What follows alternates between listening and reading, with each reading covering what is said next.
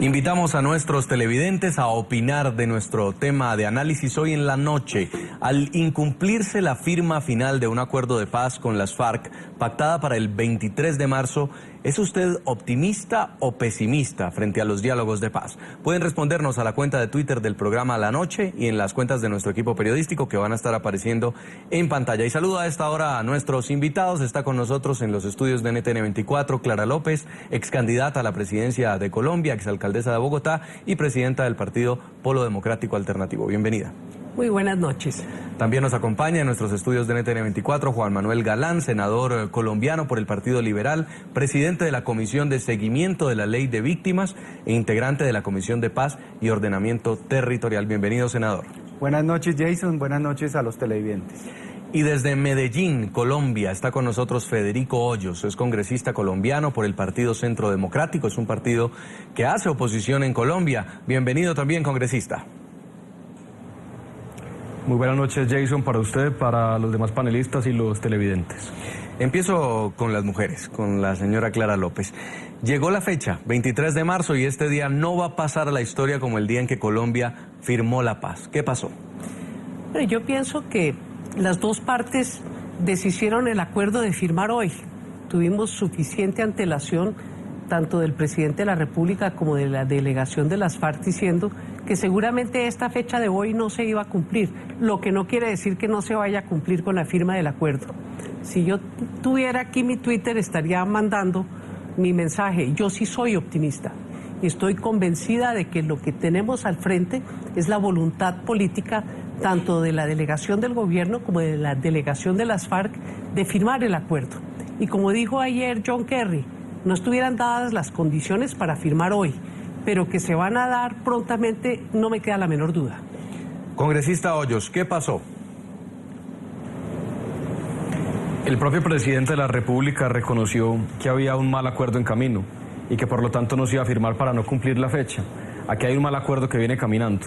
Un acuerdo incompleto en materia de justicia con todos los interrogantes en Colombia y a nivel internacional, pero sobre todo un tema muy grave, y es que la ciudadanía ha perdido confianza en el gobierno y por supuesto en las FARC, que desde hace muchísimos años perdimos la confianza en ellos. Pero lo grave es que hoy al gobierno nacional no se le puede creer porque han incumplido las fechas, porque no han sido claros en cuanto a los avances del acuerdo de paz, y por lo tanto esto no es un tema únicamente de optimismo, si es que somos optimistas o no, es frente a un tema de claridad. ¿Qué está pasando en La Habana? ¿Cuál es la realidad? ¿Cuáles son los puntos difíciles? ¿Cuáles son las líneas rojas que se han venido incumpliendo? Este no es un tema de fechas, es un tema de lograr una paz que sea estable y que sea justa. Y lo que se ha visto hasta ahora es que la paz no será estable ni será justa porque el acuerdo de justicia es absolutamente injusto. Lo hemos rechazado en Colombia y lo han rechazado organizaciones internacionales. ¿Por qué cree el senador Galán que la mesa de La Habana no pudo cumplir? Bueno, porque indudablemente un proceso de paz por el camino encuentra dificultades, encuentra obstáculos que hacen difícil establecer unas líneas rojas en términos cronológicos o de plazos de tiempos a cumplir. Estos plazos por lo general se corren hacia adelante o hacia atrás, dependiendo de la dinámica de las negociaciones y las conversaciones y los acuerdos que se vayan dando. Es decir, el acuerdo, por ejemplo, agrario se dio en un tiempo razonable, lo mismo el acuerdo sobre participación política de las FARC, lo propio con el acuerdo sobre el narcotráfico, el acuerdo de reconocimiento a las víctimas, que es un acuerdo histórico también, que nunca se había dado por parte de una organización guerrillera al margen de la ley en Colombia. Ese reconocimiento a las víctimas es trascendental para la reconciliación del país. Y pues ahora estamos en la fase final, que obviamente es la fase más difícil, es la fase de la desmovilización, de la entrega de las armas, de las áreas donde va a estar concentrada la guerrilla, en qué condiciones va a estar, y la refrendación, que es un compromiso del presidente de la República, del gobierno nacional, que los colombianos tengan la última palabra en las urnas sobre lo negociado y acordado en La Habana. Señora Clara López, fíjese que fue el presidente Santos el que más insistió en poner la fecha y la alentó. Las FARC estaban un poco dudosas de confirmar que esta sería la fecha final. El presidente Santos lo dijo en varios discursos, fue incluso a la Asamblea General de la ONU y allí volvió a decir que había un plazo de 6 meses, pero hoy, como también lo escuchábamos, se le devolvió con fuerza a esa fecha. Quizá fue apresurado. No, yo pienso que haber fijado la fecha cumplió su cometido, porque sin lugar a dudas aceleró el proceso de las negociaciones. Pero desde luego pues no se cumplió la fecha fatídica, lo que no quiere decir que no se cumple el acuerdo. Si no se hubiese fijado esa fecha, tal vez estarían mucho más atrasados en el proceso de negociaciones. Y como dice el senador Galán, pues están los puntos más complejos y más difíciles.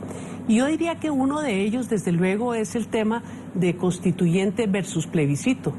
Hasta que no tengamos una sentencia de la Corte Constitucional sobre las condiciones de la constitucionalidad o inconstitucionalidad de la ley estatutaria que aprueba el plebiscito especial para la paz, pues difícilmente en la mesa de La Habana sabrán en qué consiste ese mecanismo para poderlo aceptar o rechazar. Entonces, ese creo es uno de los impedimentos para que se haya podido hoy firmar un acuerdo en La Habana. Pero ¿y esos colombianos críticos que con esta fecha le creyeron al presidente y de pronto hoy se sienten engañados? Así haya cumplido un propósito, la fecha era que se firmaba la paz. Yo no creo que las fechas constituyan engaño. Lo que constituyen son parámetros de negociación. Y desde luego, como han dicho ambas partes, el presidente y el comandante de las FARC, es mucho mejor, despacio y con buena letra, llegar a un acuerdo que sea satisfactorio para las partes y que se cumpla. Y no hacerle ahora otro torpedo a la paz con el cuento de un engaño que no ha sucedido. Ahí están sobre la mesa negociando y más temprano que tarde vamos a ver los acuerdos a que lleguen. Congresista Hoyos, en ánimos de la firma de este acuerdo de paz, ¿se debe ser comprensivo frente a los plazos que se firmen en este proceso que completa 3 años y 4 meses? El tema no se limita a fechas o a plazos, el tema va mucho más allá, va a la credibilidad frente al acuerdo. Entonces, hablemos de lo primero. Se habló de que esta sería una negociación diferente a las demás negociaciones con grupos guerrilleros, una negociación que sería de meses, no de años. Se ha incumplido eso. Se habló que esta sería una negociación que tendría unas fechas que no ha cumplido. Se habló que aquí habría una medida de refrendación que tampoco se cumplió porque se habla de un plebiscito con unas características totalmente diferentes a las establecidas en la Constitución y que la Corte Constitucional no se ha pronunciado frente a su exigibilidad o no. Luego, un rifirrafe constante entre el gobierno y las FARC. Zonas de concentración se aprueban en el Congreso, las FARC inmediatamente salen a rechazarlas. Plebiscito se aprueba en el Congreso, inmediatamente las FARC salen a desconocerlo. Una fecha límite para la firma de la paz, el presidente de la República lo anuncia en La Habana, posteriormente en la Asamblea General de las Naciones Unidas, inmediatamente las FARC salen a desconocerlo. Se dice que no habría política armada, que no habría política con armas. Tenemos el caso de Conejo. Entonces lo que aquí está de fondo no es un tema únicamente de plazos, como le decía inicialmente, sino de credibilidad en los acuerdos. Escuchaba a la doctora Clara especulando un poco sobre lo que pasa en La Habana. Está bien que ella especule, pero realmente los colombianos, ni ella ni nosotros, sabemos realmente lo que está pasando. Y simplemente nos enteramos por los medios de comunicación, por titulares de prensa y por ruedas de prensa, cuáles son los pensamientos de las partes allá. Entonces yo creo que esta debería ser una reflexión para el gobierno en el sentido de que sea más claro, que sea más transparente y que diga realmente si el acuerdo va por buen camino, si debe corregir cosas que aunque se tomen tiempo hay que hacerlas, o si definitivamente está en un punto crítico y en un punto donde no se avanza. El senador Galán, un mes antes, el 19 de febrero más o menos, el presidente Santos, cuando pasa lo del proselitismo armado de las FARC en La Guajira, dice que si no se firma la paz el 23 de marzo va a dar por entendido que los colombianos entienden que las FARC no están preparadas para el proceso de paz. Los colombianos sienten que el presidente fija los plazos, que el presidente pone las condiciones, pero las FARC dicen otra cosa y parece que se cumple es lo que pone el otro lado y no el gobierno. Bueno, esta es una negociación que ya ha trascendido a Colombia.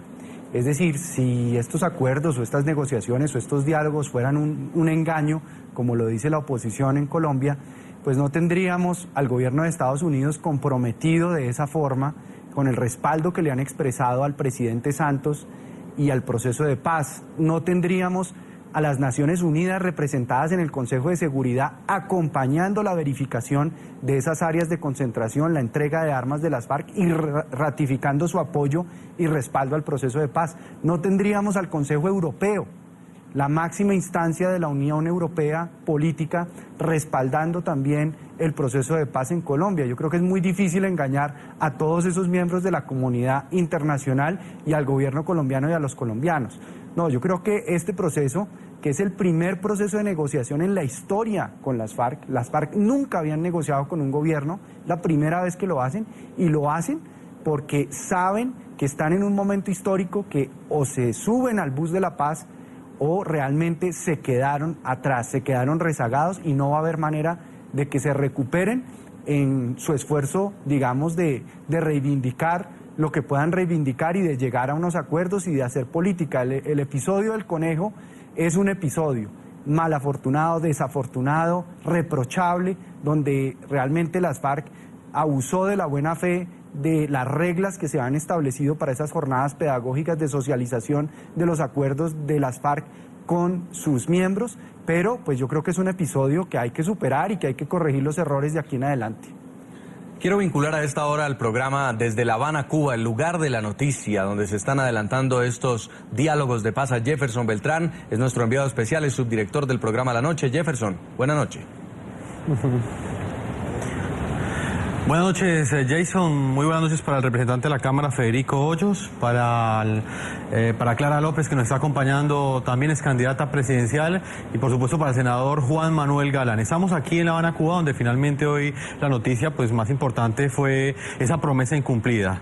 Luego de 6 meses de ese compromiso que establecieron el máximo cabecilla de las FARC, alias Timochenko, y el presidente Juan Manuel Santos, finalmente el acuerdo no se firmó, y son muchas las preguntas que han quedado abiertas al cumplirse este plazo, lo que parecía ya la recta final de este proceso de paz, lo que para muchos creían quizás que eran asuntos de negociación accesorios, que quizás faltaban en este proceso de conversaciones, terminaron convirtiéndose en grandes nudos que en este momento enredan esta negociación de paz que ya completa hoy 1.251 días.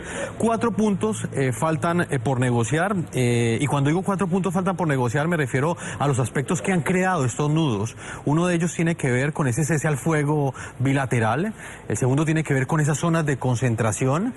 No se ha establecido todavía el número, parece ser, ha trascendido acá en La Habana la información que tenemos, que no hay un acuerdo en el número de zonas que estaría pidiendo las FARC, que sería mucho más elevado del que ofrece el gobierno. Tampoco está claro cuáles serán esas condiciones que deben tener esas zonas de concentración, teniendo en cuenta que las FARC pues ha desconocido también esa ley de orden público que fue aprobada por el Congreso de Colombia.